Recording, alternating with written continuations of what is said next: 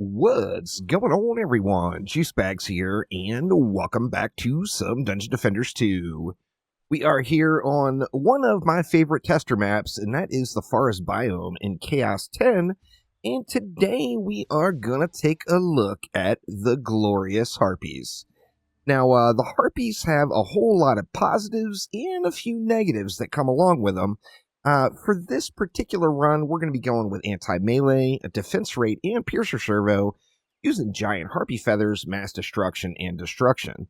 Now, giant harpy feathers, of course, give the harpies a pierce, which you can achieve for free by just staying corrupt. Additionally, you can get an extra pierce while you're corrupt if you enjoy playing the Dryad. Now, I personally am not a Dryad active player, so I'm going to be using Harpy Feathers, and we're going to check it out in non-corrupt form. So remember, if you are a Dryad player and you are corrupt, you are going to be much more powerful than what I am showing in this video. Now, of course, we're in Chaos 10, so it's a walls plus anything else situation. For our walls, we're going to be using the World Tree. Now, I've got Accumulator, Hardened Servo, and Defense Rate, because this is the relic from my werewolves. Now, you don't want defense rate on your trees, so I'm getting no value at all out of that mod. In addition, I'm using Juggernaut, Automation, and Thick Vines. Let's go ahead and build it out and see what we can do. So we'll start off with just 2 trees right here. Now, the Harpies, as I mentioned, they have some super strong points, and they've got some very weak points, which we'll go over all of those here in just a moment. But let's build it out. This map has lots of DU, which gives you an ample opportunity to really test out any defense you want and see its full value in a situation where you don't have so many limits as far as how much DU to use. We'll get it all reflected up, and I think we're looking pretty good for that lane. Let's head on over. We'll do a similar build on all the lanes. I think on this lane, we're just going to go with 1 tree and 3 Harpies. Now, this is a boss lane, of course, for the final wave. So we want to be conscious of that boss when we get to wave number 5 here. We'll have to pay a little bit of attention to it. But we're going to save a little DU here by going with something like this. Let's get our buff beam down. And then we'll drop a reflect right here. Now, on this lane, I do feel like the best choice is to use 2 walls. Although you can get away with using 1, particularly if it's a stouter wall that's a little wider, like maybe a maul or even a werewolf. However, for the trees, I'm going to slap down 2 of them. And then this lane always gets kind of hot and heavy, so we will go with 4 Harpies on this lane as well. Let's go ahead and get those guys down. And rinse and repeat. We're basically going to do the same thing on all of the lanes here. So let's get that in. Let's get a little Reflectaliciousness. Reflectaliciousness. My made-up words are not flowing so well today. Let's go ahead and get one. I guess we'll just go with 1 like right there. This lane, we could get away with not using 4 of them, but it is a flyer lane, and it will kind of go into the Harpy's weakness that is also its strength. So kind of a weird thing when a defense's greatest strength is also its greatest weakness, but the Harpy does indeed have that. And it looks like we got some change here. We got 30 left over. So let's go ahead and add a water aura for some anti-heal in over here on the thickness lane. This, of course, is the main boss lane throughout. We'll just slap that bad boy like say right there and get a little anti-heal action on the wall. Now, the Harpies do an incredible amount of single target damage. Now, additionally, they do pierce on top of it. They've got a ridiculous machine gun attack speed, which just flows like crazy. However, their greatest strength, this massive single target damage, can have multiple Harpies targeting 1 target, meaning you're going to just blow stuff up that's extra thick. And then there's the weakness. For Chaos 10, we got the Chieftains, which of course are going to go immune. However, the Harpies are not going to change off that target while they're immune. So all of these Harpies are going to be spraying into an immune target that's walking down the lane, and that is going to allow the rest of the lane to just fill up with little Gobus. Now, this is going to kind of resolve itself with some upgrades. However, it's going to be a little bit sweaty for Wave 1, so just watch how fast stuff burns when there's just one target in the lane. It's just ridiculous. They just massacre it. Just gets it. Now, I'm not sure if I mentioned it. Remember, defense that pierces means it pierces enemies, not shields. So if it's a projectile defense like this, you're still going to want to have a piercer servo in. You see, the flyers got hit that time. See, we got another chieftain. It's actually, they're clearing fairly well on this run so far. Okay, now here the chieftain is immune very close to the wall, and here's where we're going to start to see the build-up. Actually, it didn't get that bad. Depending on how many enemies you have in the pack, of course, is going to where you're going to really see that strong point or weak point. But you see these Harpies are just machine gun firing into that immune enemy. And that, of course, is causing some issues. Now, we had no issues in Wave 1, which is quite odd, to be honest, for this setup. It would be very common to see a chieftain come down the lane with a bunch of berserkers or goblins or whatever and start mashing on your walls. So we didn't have that issue arise at all. So kudos there to the Harpies for getting the job done. Let's go and just slap a few upgrades around.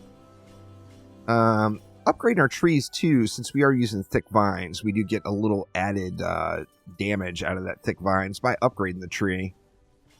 So let's get those trees upgraded, plus, you know, just the overall tree thickness.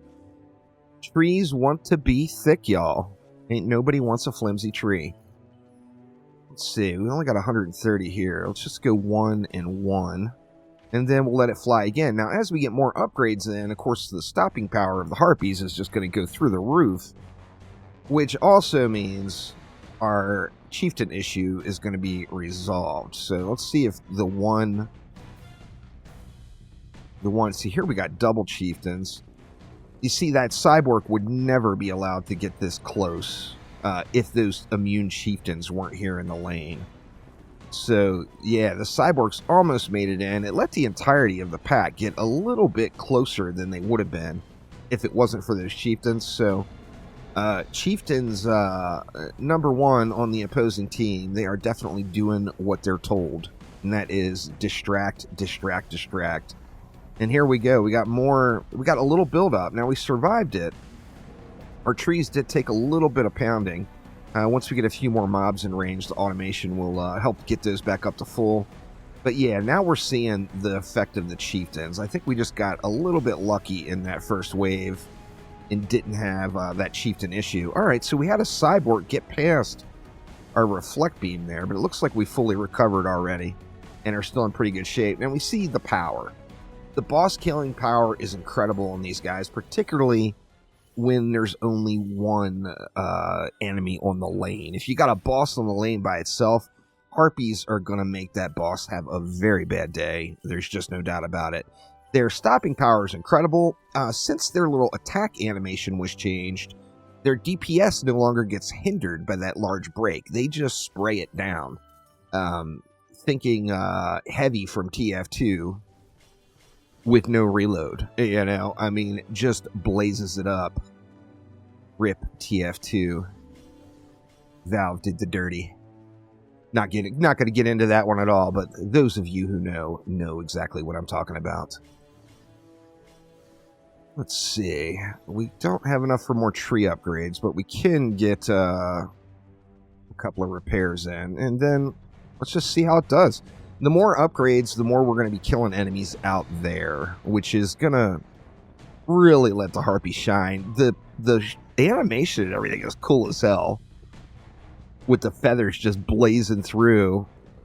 See, there's an immune chieftain. He didn't make it very far. A few upgrades gets the job done, no doubt. But their stopping power is, without question, just top-notch stuff. Now, obviously, these videos are focused on kind of highlighting one defense. But imagine if you had, like, one less Harpy and a railgun in the mix. So you had a railgun taking those pot shots on the chieftains way out there. Oh man, you're talking a powerhouse of a C10 clearing build, for sure. If we could get those chieftains down a little bit faster, then we would never have this wall build up. See there, that chieftain popped immunity way, way, way at the wall. And that's just allowing everything to get super close. We managed to get through it, but oh man. There's Quibbly getting melted like butter. And then we got a Slakelion. Oh, Slakelion's over here too. Where am I going? Slakelion's doing the slow roll. Only 69 million health. Oh, it's just gone. Gone, gone, gone. So yeah, absolute power build. Just one that you have to watch. I mean, the Harpies are not, in most cases, never going to be an AFK build. You're always going to have to pay attention because there's always that chance that the chieftain could march down the lane with a whole lot of homies and ruin your day. Let's see. Let's go ahead and let's just start dumping big into the boss lane, since we know this is where all the action is going to take place. Let's see if we can't get these guys on just full melt mode. I think with full upgrades, they may just really melt the lanes before anything gets close. But we're going to have to see how that goes with some full ups. Slakelion, goodbye. Goodbye. Definitely a very cool defense, that's for sure.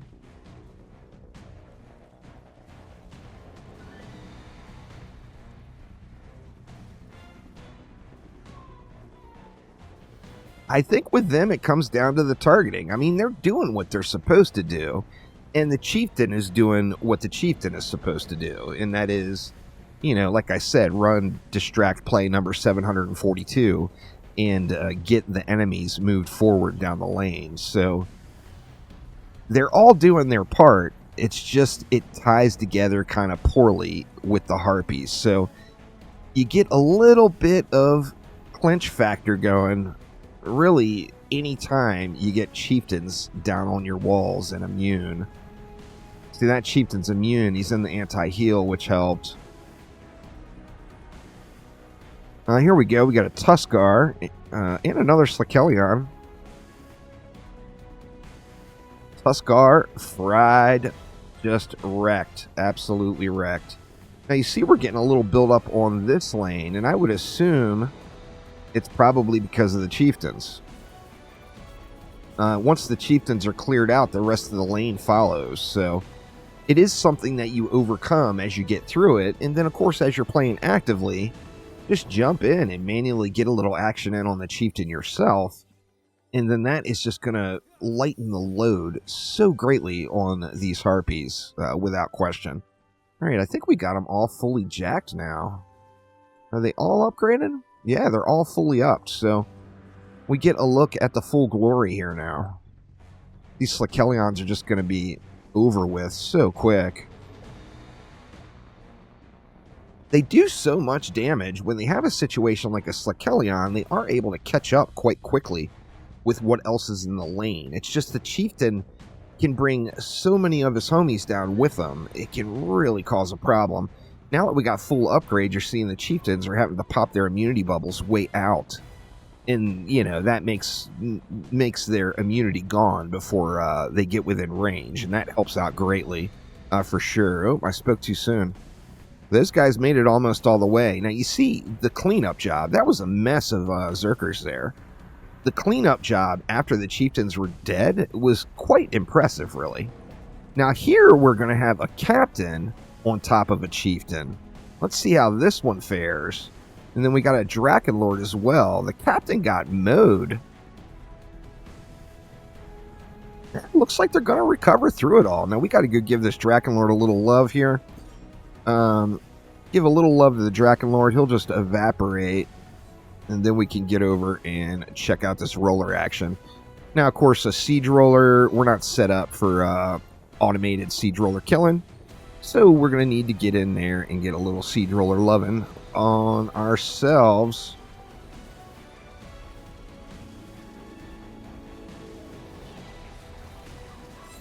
And there we go. Siege roller down, and we got a pretty smooth easy clap. Like I said, the Harpies are a powerhouse. Their issue of the past with their attack animation has been resolved. You see their attack rate every 0.12 seconds. These guys spray out some rounds.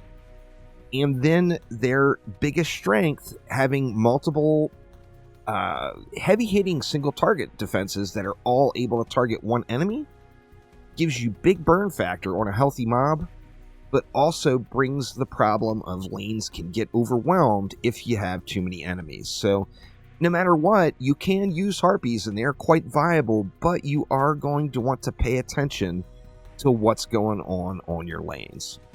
But that will do it for now. Thanks an absolute ton for watching, and I will see ya next time around. Take it easy.